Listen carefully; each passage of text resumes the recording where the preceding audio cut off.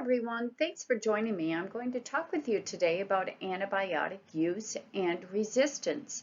I'm Dr. Deborah Murray. First, we'll talk about how antibiotics work, the problems with antibiotic resistance, and the risk of antibiotic use. Microbes are like single-celled organisms. It takes a microscope to actually see them. They can be bacteria, viruses, or other little microbes. And this is mostly going to focus on bacteria. So bacteria can cause all kinds of different infections. You can see on the left an infection of the skin or cellulitis, and on the right is the bacterium Staphylococcus aureus. Other examples of bacterial infection include urinary tract infections, pneumonia, infections on heart valves, brain abscesses, bone infections, and even infections with prosthetic hardware. In later episodes, we'll be talking about these different infections and more. My goal is that if you get one of these infections, you'll understand it better and you can review this information with your provider. My hope is in the end, you will receive better care. Today, we're going to focus on antibiotic use and resistance just because it's such a huge problem.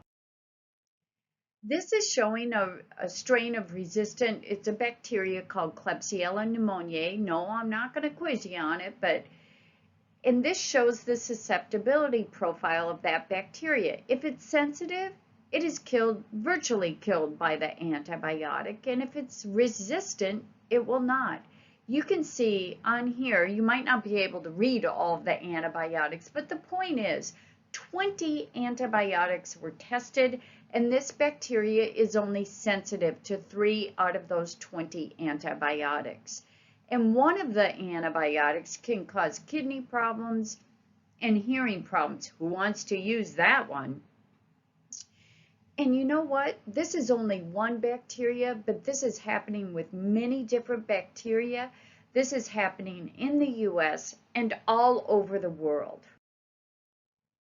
So in 2016, the United Kingdom commissioned a report, and this took almost 2 years to do the whole report. It ended up being like 84 pages, but aside from that, what they estimated that if nothing is done to combat the problem with antibiotic resistance, it's going to result in 10 million deaths worldwide by the year 2050. And here's an article from the Wall Street Daily. They showed that antibiotic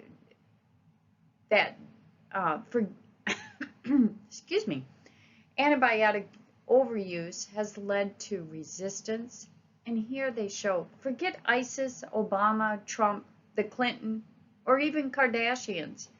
Set aside even cancer or diabetes or traffic accidents. The #1 threat to civilization might be good old bacteria. So in 2022, they published taking a look at the global impact of antibiotic resistance using the 2019 data. And they determined that 1.27 million deaths occurred worldwide from resistant bacteria. And if those bacteria would have been sensitive, people would have stayed alive and not died. I mean, that's a lot of deaths in 2019. So we're headed towards the 2050 number of 10 million deaths per year. So what is antibiotic resistance? Well, antibiotics are used to treat bacterial infections, and antibiotic resistance means the bacteria are resistant to the antibiotic. These infections are very difficult to treat and sometimes result in death. Now, like we talked about, bacteria are microscopic. You can't see them unless you look under a microscope, but this is a cartoon of bacteria, and on the left you can see this blue DNA spiral staircase. It carries the genes that code for all the different parts within the cell. It codes for the cell membrane, which is outlined in black, and the cell wall that is outlined in blue. It also codes for protein synthesis and for the cell to make more DNA for the next bacterial cell. Antibiotics work in all these different locations. They can work on the cell membrane, the cell wall, interfere with the protein making machinery or protein synthesis, interfere with DNA synthesis. On the right, you can see that the DNA or the genes have been changed. Now it's brown. And what has happened is it's acquired new genes for antibiotic resistance. See this purple area on the cell on the right? Well, that's coding for an efflux protein. And the bacteria just pumps the antibiotic right out of the cell. And it can also modify different targets for the antibiotic. It can modify its own cell membrane or its cell wall or areas where the antibiotic works. And these sneaky little guys, they can acquire genes that actually degrade the antibiotic as well. So they work in many different locations on the cell wall. Well, how does this happen? How do bacteria get this resistance? Well, they often get new genes from other bacteria and viruses. In the upper left-hand corner, you can see two bacteria mating. It's called conjugation instead of mating, but in any event, one bacteria transfers this red circular piece of DNA to another bacteria. Bacteria can also pick up other pieces of DNA, and viruses can infect us, like I'm sure you're familiar with influenza virus, and also COVID-19 is a virus. Well, viruses can also infect bacteria, and when they do, they pick up genes of bacteria, and when they infect the next bacteria, they shoot those genes into the next bacteria, transferring resistant genes. Now, I want you to remember that bacteria are everywhere. They're living in us, they live on our skin, within our body, they're living in animals, they're all over the environment, in the ocean, in the soil. So this is happening everywhere. So what happens when we use antibiotics or when you take an antibiotic? This slide shows little bacteria plated out on a culture plate. Now remember I told you they were microscopic? Yeah, but if you get enough of them together, you can see like a little black spot on a plate, or it might be more gray colored. But in any event, you can see here that the black spots represent sensitive bacteria. But there are a few bacteria in there that are carrying this resistant gene. They're in red. And when you treat with antibiotics, you kill off the sensitive bacteria, and the resistant ones, well, they continue to grow. And remember, this is happening all over the world. If we're using antibiotics in humans, in agriculture, all over the world, resistant bacteria are forming because of antibiotic use. And if you subject the resistant bacteria here to a different antibiotic, then you're going to select out the ones that are just going to be resistant to that antibiotic. As time goes on, you get more and more resistant bacteria. So now if you plate out these resistant bacteria, what you can see on the left is, now you use a different spreader to plate out bacteria this way. And when you do that, you just get this sheet of white film. So the bacteria are white, and then what they do is add an antibiotic. Each one of these white dots on the left represent an antibiotic. And when you add the antibiotic, the bacteria, if they're sensitive, They can't grow up to the antibiotic. You can see all this clearing on the left side of the slide. On the right side of the slide, you can see that the resistant bacteria just keep on growing. It doesn't care about the antibiotics sitting there. They'll just keep growing. Now, the left is something that we saw, more commonly 10 to 15 years ago. Today, we're seeing more and more patients with resistant bacteria. And it is becoming a huge problem. Now, if you currently have an infection with a highly resistant bacteria, please don't freak out. You're obviously alive now, and thus your doctor has found an antibiotic to treat you. Here's just a small list of multi-drug resistant organisms causing infection. You might have heard of MRSA or VRE, vancomycin resistant enterococci, Clostridioides difficile, carbapenem resistant different bacteria. And hopefully you haven't experienced these infections, but they can be serious. I'm not trying to scare you again. They're real examples of infection. Now, if you need an antibiotic, you need it. But what do you need to know, and what can you do to help protect yourself so you don't end up with one of these resistant organisms? Well, in 2019, the CDC estimated the minimum number of illnesses caused by resistant bacteria. Based on prior studies, 2.6 million illnesses were caused from resistant bacteria. This is compared to around 2 million back in 2013. And now 44,000 deaths have occurred.